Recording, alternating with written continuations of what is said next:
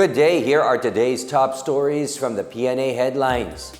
President Ferdinand R. Marcos Jr. encouraged Filipinos to reflect on the sacrifices that can be made for nation building as he commemorates Eid al-Adha, or the Feast of Sacrifice.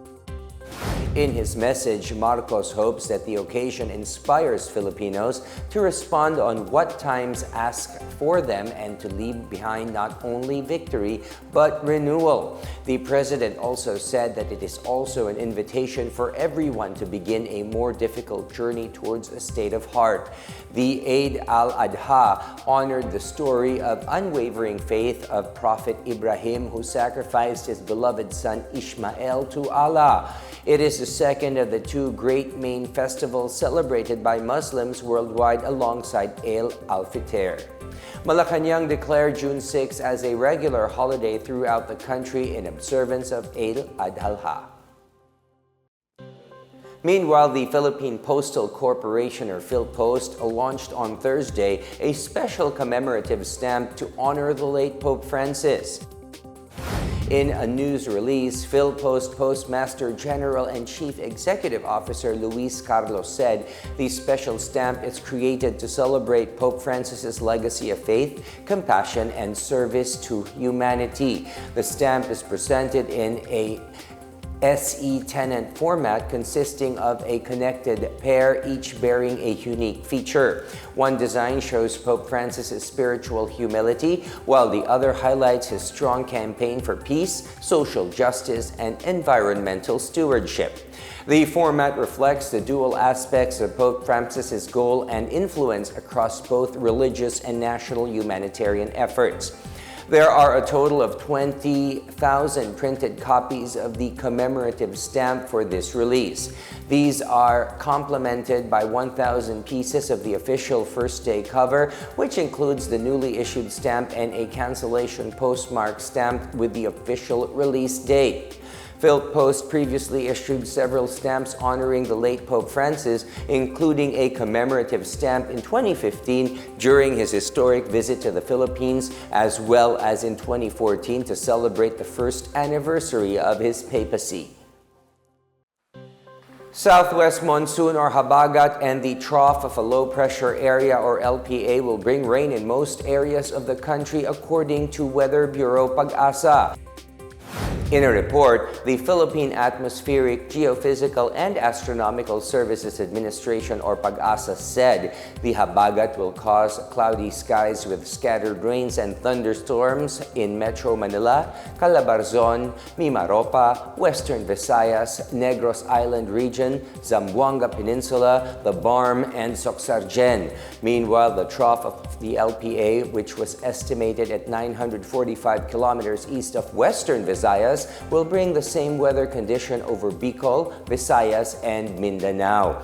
Pag-asa warned these areas may experience moderate to heavy rains and could cause floods and landslides. The rest of the country, meanwhile, will experience slightly cloudy to cloudy skies with isolated rain showers or thunderstorms by the southwest monsoon.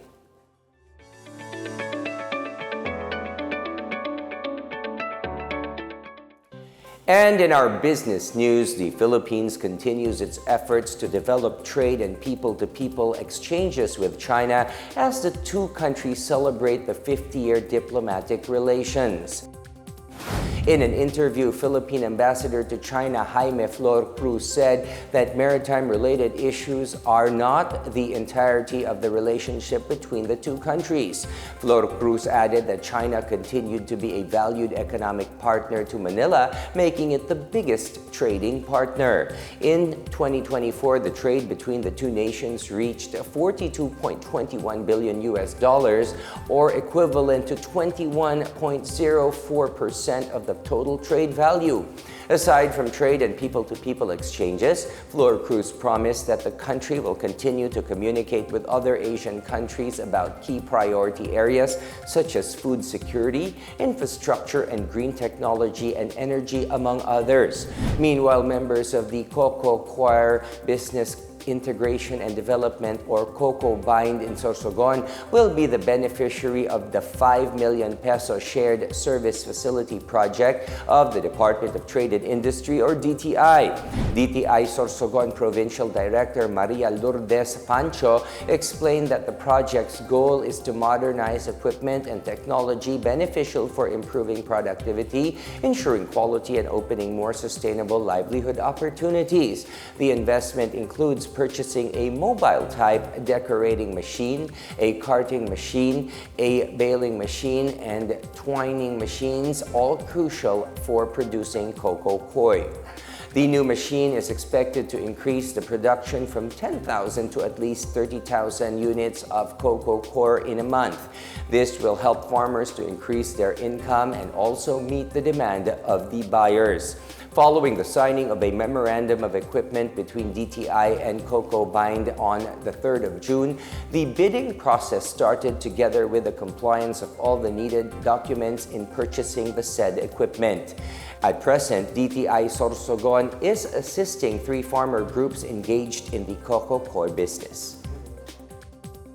And those are the latest and the biggest stories from the Pna Headlines. For more news updates, visit our website pna.gov.ph or our Facebook and X account, Philippine News Agency. The Pna Headlines is also streamed via the Serbisyo Facebook page, and you may also watch the Pna Headlines through the Philippine News Agency's YouTube account and via the News and Information Bureau website under Pna News.